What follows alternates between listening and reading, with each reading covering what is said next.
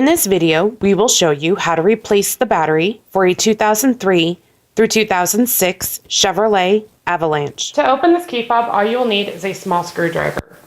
Simply insert the screwdriver in the notch at the top of the key fob and twist. Once you have the key fob open, you'll want to remove the button panel. And you'll find that the battery is located here. You'll want to take your small screwdriver and just help slide that old battery out. The battery used in this key fob is a CR2032.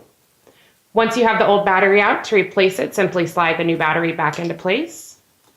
With this key fob, it is plus side up. Make sure that your buttons are aligned.